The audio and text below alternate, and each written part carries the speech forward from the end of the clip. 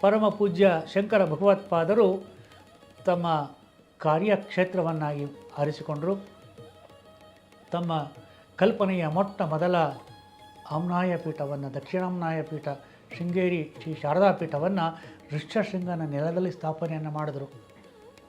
ನಮಗೆ ನೆನಪಿರಬೇಕಿದು ಯಾವ ಸ್ಥಳ ಶೃಂಗೇರಿ ಅನ್ನುವಂಥದ್ದು.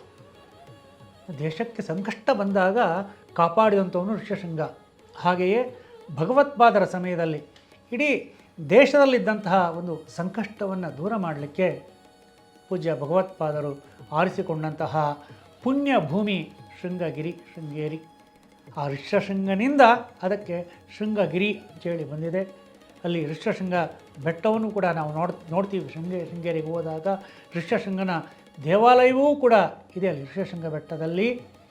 ಹೀಗೆ ರಾಮಾಯಣಕ್ಕೂ ಋಷ್ಯಶೃಂಗನಿಗೂ ಶೃಂಗೇರಿಗೂ ಅಂದರೆ ಈ ದೇಶಕ್ಕೆ ಬಂದಂತಹ ಸಂಕಷ್ಟವನ್ನು ದೂರ ಮಾಡಲಿಕ್ಕೆ ಮೊಟ್ಟ ಮೊದಲ ಮಠ ಪ್ರಾರಂಭ ಆದದ್ದು ದೇಶದ ಹಿತದೃಷ್ಟಿಯಿಂದ, ಸಮಾಜದ ಹಿತದೃಷ್ಟಿಯಿಂದ, ದೇಶದ ಏಕಾತ್ಮತೆಯ ದೃಷ್ಟಿಯಿಂದ ಶೃಂಗೇರಿ.